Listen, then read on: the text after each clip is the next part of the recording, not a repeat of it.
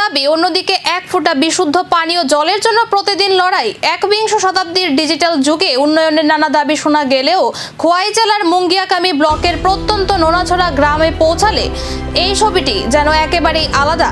এখানে বিশুদ্ধ পানীয় জলের নির্ভরযোগ্য কোনো ব্যবস্থা নেই। তাই প্রতিদিন হাতে কলসি, বালতি কিংবা জেরিক্যান নিয়ে গ্রামের মানুষ ছুটে যান ছড়া কিংবা পাহাড়ি ঝর্ণার কাছে। বর্ষার সময় পরিস্থিতি আরও ভয়াবহ হয়ে ওঠে।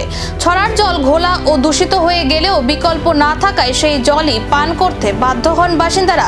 স্থানীয়দের দাবি, দীর্ঘদিন ধরে এই জল ব্যবহারের ফলে ডায়রিয়া সহ বিভিন্ন জলবাহিত রোগে আক্রান্ত হচ্ছেন বহু মানুষ।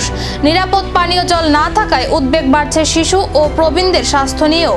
গ্রামবাসীদের অভিযোগ, বহুবার প্রশাসনের দৃষ্টি আকর্ষণ করা হলেও এখনো স্থায়ী পানীয় জল প্রকল্পের বাস্তবায়ন হয়নি।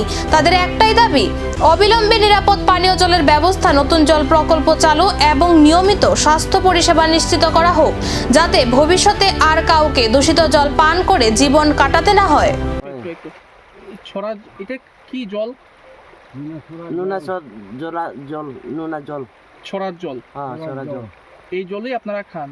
খাই, আর পাইতো না তো জল, আর জল নাই? আর জল নাই। অসুখ হয়নি? রোগ তো পাই, বেদনা, পেট ব্যথা, না পেট বেদনা, পেট খারাপ, এই মতো এটা খাইলে এই বেদনা হয়। কি নাম আপনার? আমি হ্যাঁ? নন্দদান মৌসুম। এলাকাটার নাম কি? হ্যাঁ, এলাকাটার নাম কি? এলাকার নাম পরজবাদুর পাড়া, বাড়ি নোনাছড়া। এই এলাকায় কত পরিবারের বসবাস?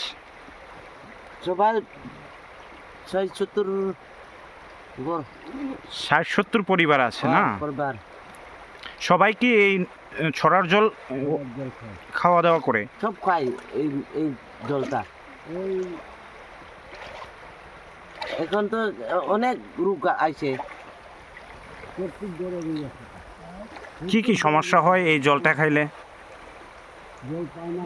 প্রশ্ন একটাই, স্বাধীনতার এত বছর পরও কি নোনাছড়ার মানুষকে বিশুদ্ধ পানীয় জলের জন্য এমনই সংগ্রাম চালিয়ে যেতে হবে, নাকি প্রশাসনের দ্রুত হস্তক্ষেপে এবার বদলাবে পাহাড়ের এই দীর্ঘদিনের দুর্ভোগ? সেই উত্তরই এখন খুঁজছে গোটা নোনাছড়া।